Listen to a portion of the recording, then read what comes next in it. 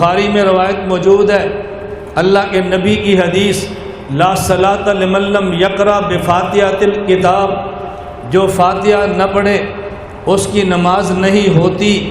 یہ بخاری میں روایت موجود ہے۔ جس صحابی نے نقل کیا اس نے معنی کیا کیا، وہ معنی بخاری میں نہیں ہے، حدیث بخاری میں ہے، معنی ترمذی میں ہے۔ امام بخاری استاد ہیں، امام ترمذی شاگرد ہیں، اللہ کے نبی استاد ہیں، حضرت جابر بن عبداللہ صحابی شاگرد ہیں۔ حضرت جابر فرماتے ہیں، حدیث پاک میں ہے، من کان لہو امام فقراۃ الامام لہو قراءۃ، جس کا امام موجود ہو، امام کا قرآن مقتدی کا قرآن ہے، مقتدی کو نہیں پڑھنا چاہیے۔ پھر سوال آیا، حدیث پاک میں تو ہے لا صلاۃ لمن لم یقرأ بفاتحۃ الکتاب، جو فاتحہ نہ پڑھے اس کی نماز نہیں ہوتی، اس کا کیا بنے گا؟ توجہ رکھنا، جابر صحابی فرماتے ہیں ان ھذا اذا کان وحدہ، حدیث پاک میں ہے لا صلاۃ لمن لم یقرأ بفاتحۃ الکتاب، جو فاتحہ نہ پڑھے اس کی نماز نہیں ہوتی۔ یہ ایک صحابی نے بتایا نا، بولو معنی کون بتائے گا؟ ترمذی اٹھاؤ، صحابی کہتے ہیں ان ھذا اذا کان وحدہ، فاتحہ نہ پڑھے نماز نہیں ہوتی۔ یہ اس شخص کے لیے ہے جو نماز اکیلا پڑھ رہا ہو۔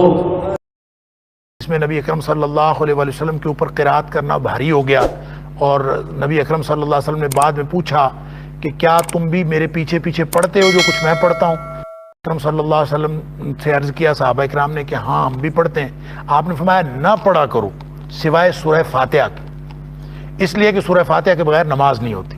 تو وہ یہ حدیث واضح ہے اس بارے میں کہ امام جو کچھ بھی پڑھ رہا ہو، آپ اگر پیچھے آئے ہیں تو آپ کو سورہ فاتحہ تو لازماً۔ فاتحہ پڑھنے کو ہم ناجائز کیوں سمجھتے ہیں؟ اس کے دلائل ہیں۔ ایک تو قرآن مجید کی آیت ہے وَإِذَا قُرِئَ الْقُرْآنُ فَاسْتَمِعُوا لَهُ وَأَنصِتُوا، جب قرآن مجید کی تلاوت کی جائے تو خاموشی سے سنو اور خاموش رہو۔ عبداللہ ابن مسعود رضی اللہ تعالیٰ عنہ فرمایا کرتے تھے کہ یہ نماز کے بارے میں آیت نازل ہوئی ہے کہ صحابہ پہلے نماز میں امام کے پیچھے قرات کرتے تھے، جب یہ آیت نازل ہوئی تو انہوں نے قرات سے روک دیا، تو پتہ چلا کہ جس حدیث میں امام کے پیچھے فاتحہ پڑھنے کا حکم ہے وہ منسوخ ہے۔ بعض لوگ کہتے ہیں یہ آیت تو مکی ہے، نہیں یاری بات سمجھ میں، اور فاتحہ کا حکم تو مدینہ میں نازل ہوا۔ تو یاد رکھو ایسا ہوتا ہے کہ سورت مکی ہو مگر اس کی کچھ آیتیں مدینہ میں نازل ہوئی ہوں، ایسا بہت ہوتا ہے۔ سمجھ میں آ رہی ہے بات؟ اور دوسری بات کہ جو جن احادیث میں امام کے پیچھے فاتحہ کا حکم دیا گیا وہ صریح نہیں۔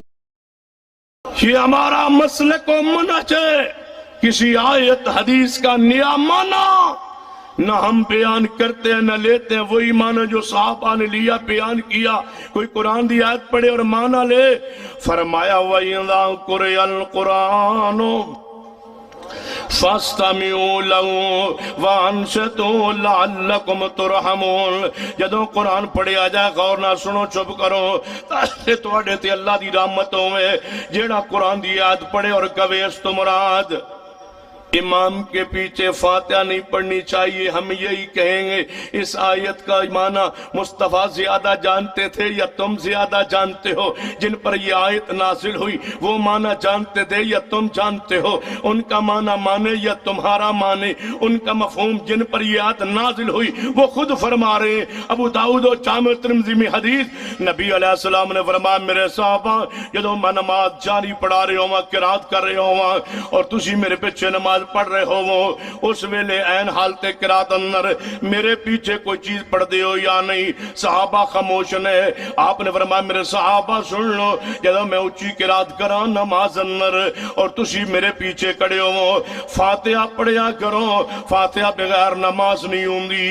وَإِذَا قُرِئَ الْقُرْآنُ، نبی علیہ السلام تے نازل ہوئی ہے اس آیت نزول تو بعد آپ نے صحابہ نے فرمایا ہے فاتحہ پڑھو، فاتحہ پڑھو۔ جیڑا بندہ اس آیت نو پیش کرے فاتحہ تے میں کیویں مان لواں؟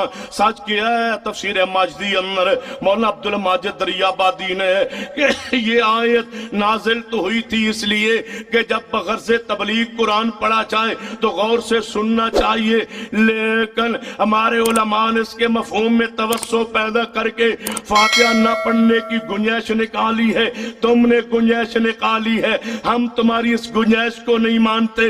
गुंजाइश को बंद कर दिया नबी पाक ने जब ये फरमा दिया ला सलात लिमन लम यक़रा बिफातिहतिल किताब, जो फातिहा न पढ़े उसकी नमाज नहीं। पैगंबर जब फरमा दिया किताबुल किराल बैकी अंदर आती हदीस पाक ला सलात लिमन लम यक़रा बिफातिहतिल किताब खल्फल इमाम, जो इमाम के पीछे फातिहा न पढ़े उसकी नमाज नहीं। जब नबी अलैहिस्सलाम ने फरमा दिया कि जा सैयदना अबू हुरैरा फरमाते हैं सही मुस्लिम में, जो नमाज में फातिहा न पढ़े उसकी नमाज मुर्दा मुर्दा मुर्दा।